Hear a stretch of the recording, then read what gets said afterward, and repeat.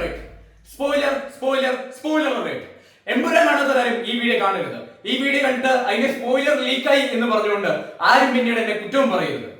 ഞാൻ പറയാൻ പോകുന്നത് കുറച്ച് കാര്യങ്ങളാണ്. ഈ സിനിമ എങ്ങനെ ഉണ്ടായിരുന്നു? ഞാനിപ്പോ എമ്പുരാൻ കണ്ടിട്ട് നേരെ കയറി വന്നതേ ഉള്ളൂ. അതേ ഡ്രസ്, അതേ പാന്റ്. എമ്പുരാൻ കണ്ടു, ഒരു അടിപൊളി തീപ്പൊരി കിണ്ണം കാച്ചിപ്പടം.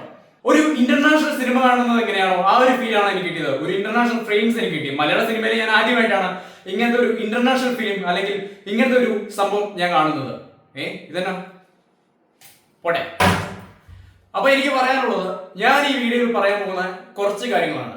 അതെന്തൊക്കെയാണെന്ന് ചോദിച്ചാൽ, മമ്മൂക്ക ഈ സിനിമയിൽ ഉണ്ടോ ഇല്ലയോ, എന്തുകൊണ്ടാണ് മമ്മൂക്ക എന്ന വെള്ള ഷർട്ട് ഇട്ട് വന്നത്, അതുപോലെ തന്നെ എല്ലാവർക്കും അറിയേണ്ട ഒരു ചോദ്യമാണ്, ഈ സിനിമയിലെ ക്യാമിയോ ആരാണ് ആ ഡ്രാഗൺ ഷർട്ട് ഇട്ടവൻ, ആരാണ് വില്ലൻ, ടൊവിനോ ചെയ്യുന്നത് നെഗറ്റീവ് റോൾ ആണോ, ഡോൺലി ഈ സിനിമയിൽ ഉണ്ടോ, ഇതൊക്കെയാണ് എല്ലാവർക്കും അറിയേണ്ടത്. അതുകൊണ്ട് ഞാൻ ഒന്നും കൂടെ പറയുന്നു, ഈ സിനിമ കാണാതെ ആരും ഒരിക്കലും ഈ വീഡിയോ കാണാൻ പാടില്ല. പിന്നെ സ്പോയിലർ ലീക്കായി അല്ലെങ്കിൽ നിങ്ങൾക്ക് സിനിമ കാണുമ്പോൾ സാറ്റിസ്ഫാക്ഷൻ കിട്ടിയില്ല എന്ന് പറഞ്ഞുകൊണ്ട് എന്നെ തെറി പറയാൻ പാടില്ല.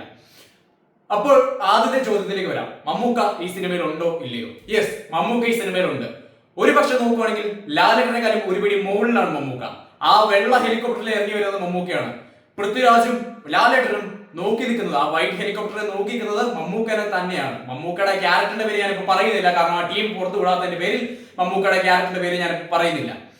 സിനിമ കണ്ടവർ നിങ്ങൾക്ക് സ്പോയിലർ റിലീസ് ചെയ്യാൻ താല്പര്യമുണ്ട് എന്നുണ്ടെങ്കിൽ ആ പേര് നിങ്ങൾ ഈ കമന്റ് ആയിട്ട് രേഖപ്പെടുത്തുക.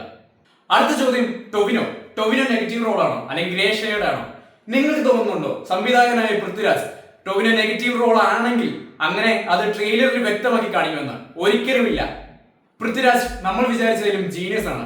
ഒരിക്കലും ടൊവിനോ നെഗറ്റീവ് റോൾ അല്ല. പടം എങ്ങനെയുണ്ടെന്ന് ചോദിച്ചാൽ ഞാൻ പറയും, ഒരു ഇന്റർനാഷണൽ സ്റ്റഫ്, പക്ക വിഷ്വൽസ്. എനിക്ക് ഭയങ്കരമായിട്ട് പടം ഇഷ്ടപ്പെട്ടു. ഒരു ഇന്റർനാഷണൽ സ്റ്റഫാണ്. ലൂസിഫറിനെയും എമ്പുരാനെയും വെച്ച് കമ്പയർ ചെയ്യാൻ പറ്റില്ല.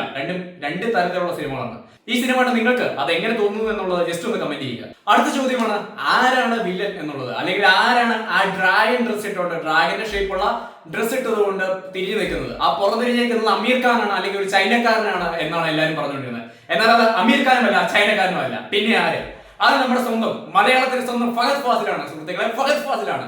അടുത്തതായി എല്ലാവരും തുടക്കം മുതൽ കാത്തിരുന്ന പ്രധാന സംശയം, ഡോൺലി ഈ പടത്തിലുണ്ടോ? ഡോൺലി ഉണ്ട്. ഡോൺലി ഈ പടത്തിലുണ്ട്. പടത്തിന്റെ ക്ലൈമാക്സ് തീരുമ്പോൾ, അതായത് ലൂസിഫർ തീർന്നു കഴിയുമ്പോൾ ഒരു രംഗം കാണിക്കുന്നുണ്ട്. അതുപോലെ തന്നെ മെയിൻ ആയിട്ടുള്ള ഈ പടത്തിന്റെ ഏറ്റവും അവസാനം വരുന്ന ഒരു ക്യാരക്ടറാണ് ഡോൺലി. കൊറിയൻ ലാലേട്ടനും മലയാളികളുടെ ലാലേട്ടനും കൊറിയൻ ലാലേട്ടനും നേർക്ക് നേർ നിൽക്കുന്ന ഒരു സീനുണ്ട്. ആ സീനിലാണ് ഈ പടം അവസാനിക്കുന്നത്. ആ സീൻ നമുക്ക് രോമാഞ്ചം വരുന്ന സീൻ. അത്രേ എനിക്ക് പറയാനുള്ളൂ. അതുപോലെ തന്നെ നമ്മൾ പൃഥ്വിരാജ് ഒന്ന് പറഞ്ഞിട്ടുണ്ടായിരുന്നു, ഇതിന്റെ ടേലന്റ് ഫുള്ള് കഴിഞ്ഞിട്ട്, ലാസ്റ്റത്തെ എഴുതി കാണിച്ച പരിപാടി എല്ലാം കഴിഞ്ഞിട്ടാണ് നിങ്ങൾ തിയേറ്ററിൽ നിന്ന് വിടാവുള്ളൂ. ആ പറഞ്ഞതിനോട് ഞാൻ 100% യോജിക്കുന്നു. നിങ്ങൾ നേരത്തെ തിയേറ്റർ വിട്ടിട്ടുണ്ടെങ്കിൽ അല്ലെങ്കിൽ ടേലന്റ് കഴിയാതെ തിയേറ്റർ വിട്ടിട്ടുണ്ടെങ്കിൽ അത് നിങ്ങളുടെ നഷ്ടമാണ്. എങ്ങനെ ചോദിച്ചാലും ഈ പടം കൊടുക്കുന്ന കാശിന് പുറത്താണ്. ഇത്രയും എനിക്ക് പറയാനുള്ളൂ. അപ്പൊ നിങ്ങൾ പടം കണ്ടിട്ട് നിങ്ങളുടെ അഭിപ്രായങ്ങൾ കമന്റായി രേഖപ്പെടുത്തുക. Okay, by.